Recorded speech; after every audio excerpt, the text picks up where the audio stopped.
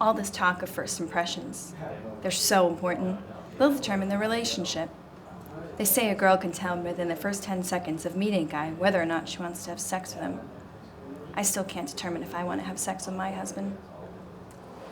You know what they say, you can't change a first impression. I happen to suck at them. I'm like some terrible private eye, always chasing petty thieves, looking for petty change, and I'm always behind, always playing catch up. It's like I'm in pursuit of changing somebody's mind when it's been made up within the first 10 seconds of meeting me.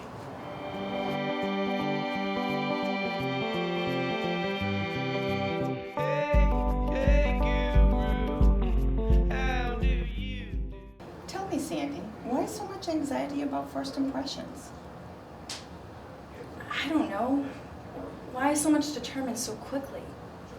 I'm not only bad at making them, I'm bad at judging them. And by the time I met Pete, I was so desperate. I had been trying everything. Clubs, bars, guys at work, eHarmony. I even tried MuslimMingling.com once. And I'm Catholic. I'm an atheist, so I generally feel less guilty. Needless to say, that was a disaster. What about your husband? No first impressions there to worry about. Well, I made that mistake about 3 years ago. You're that unhappy? I don't know. He seems it. Either I'm thinking too much or he isn't acting enough. It's not like I'm looking for answers in everything, like doing things matters so much. It's like I'm looking for the right way to do things, and then I see the way that I've done them, I see that I'm failing. You sure you're not just too hard on yourself? Looks like you're doing fine. I look at myself and I see one thing, then I see some schmuck, and it gets me thinking. I don't even know what matters and what doesn't. Your marriage? Well, yeah. I mean, sure. Do you feel like you're at fault? I don't know. Probably. At least half right. Where do you think these problems stem from? Bedford Falls. Sorry? It's where I grew up. This shitty little corner of suburbia. A place where God dipped everybody's heart in polyurethane and created it to resent any hint of a blemish. Sort of a wet picket fence town? Some vulgar exploitation of that. What do you mean? Like, it's got the desperate housewives, people with their money and their boredom.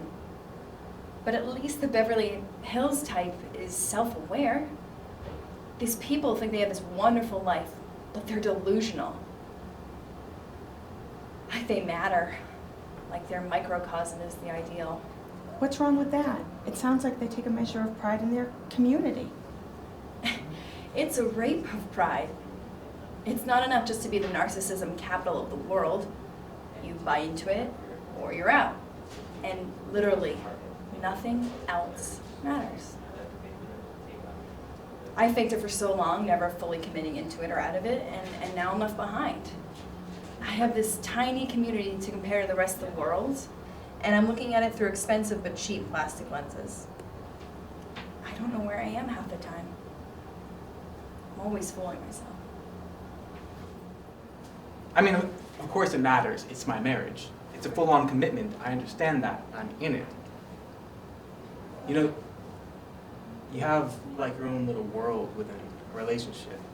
Treat it like a community for whatever. But to tell you I love my wife would be a lie. To tell you that I love anybody would probably be a lie.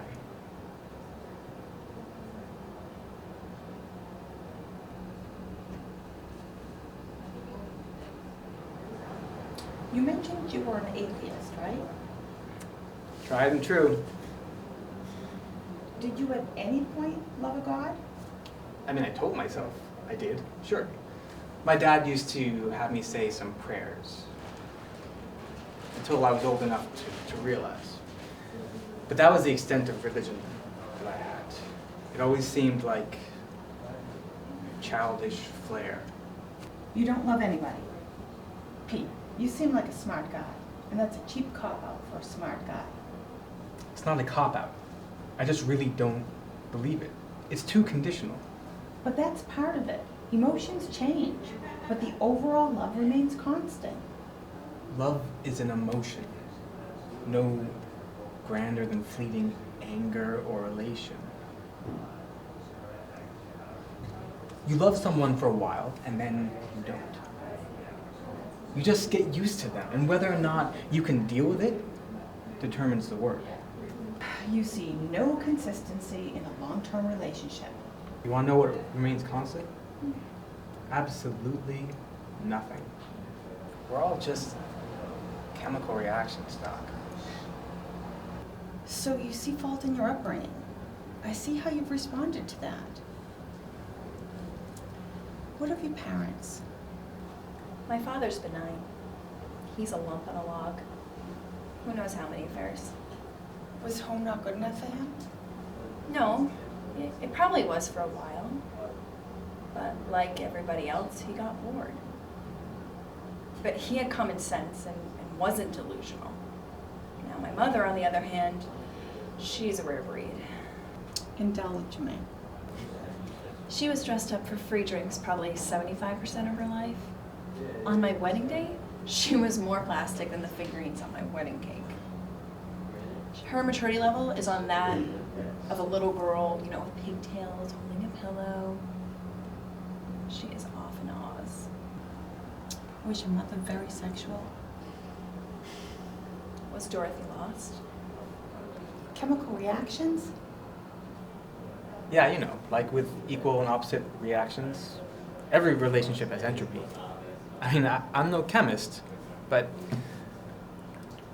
What do you think of God now? I think he hangs like a common criminal. I mean, so that leads me thinking, why not I? It could be for a number of reasons, Sandy. Your mother could be one of them despite herself. Tell me more about Bedford Falls. Other people. I'm trying to think of other analogies. It's difficult to put into words. It's like we all lived in glass houses, and yet people still threw rocks at you. But if you bought into it, no one would throw rocks at you. Literally, the more you bought, the better you did in town hall. It's like you got some okay from somebody up above. And you were kept in this cult. That's heavy, Pete. It doesn't seem facetious to you? I'm fine, though. I'm perfectly okay with it. Or without it, more like. That's not where the problem is. I need help determining what matters on the grand scheme of things. Like, what can I do to matter? What does it even mean to matter? Wouldn't a god serve the grand scheme?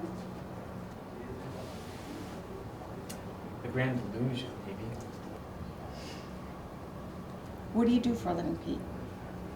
That was one of the most difficult decisions I've ever made. That's another thing. I'm inept at making decisions, but my wife could tell you that. I write baby commercials. I am the head copywriter at an in-house family products company. Do you think that matters? Nope, not at all. The world would be completely fine without copywriters. Does that bother you? Shit, yeah. Why? You have a useful skill. I'm no different than the church I resent. I don't just sell a product. I sell the idea that that product is ideal whether or not I believe it myself. You sure you don't have a problem with capitalism? Yeah, because it pays well enough. Okay, so I'm just trying to understand. From where did this sense of approval come from? Who paid these people with what approval, perhaps? Fuck if I know. It didn't seem it was each other. They didn't care if their classmates liked them, just as long as the principal did. Who they probably fucked because then they'd go and win homecoming. Maybe God? Wizard of Oz, most likely. That special ideal that they had in mind, maybe? Yeah, maybe. They gave a shit so much about the petty things and completely failed to see the big picture. Or anything that had to do with their fucking zip code. Some sad irony, though. They bought into it so hard and pretended like they were innocent in the eyes of God. They were so cruel, so facetious, sexual, politically correct. The list goes on. Definitely delusional, it appears. Positively. With no God, how do you grasp truth? Like love. Depends on your environment, your condition. Pete, what do you want? Truthfully, I think we made a lot of progress today, Sandy. Do you?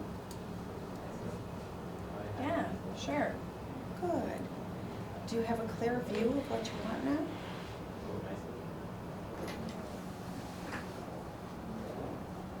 an explanation.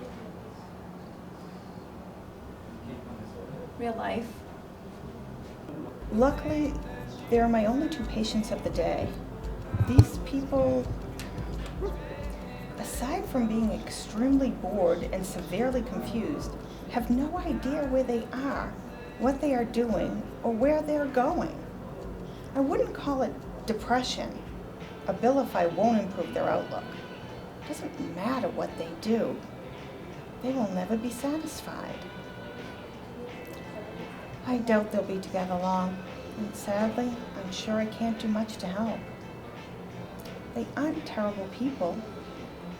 To a degree, they have normal problems, so finding the source of such behavior is difficult. It's not their upbringing. I refuse to believe that. It's something innate. It's inside of them.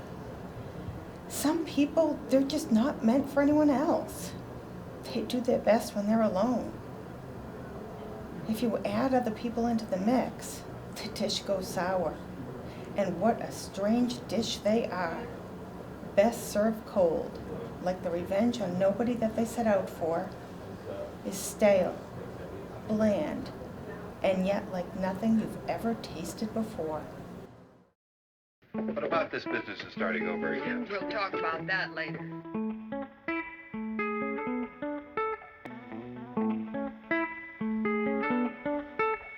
It floods me blindly to a doubt,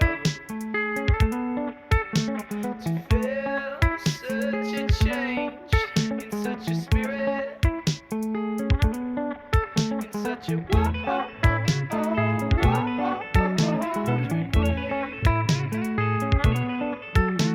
never angry.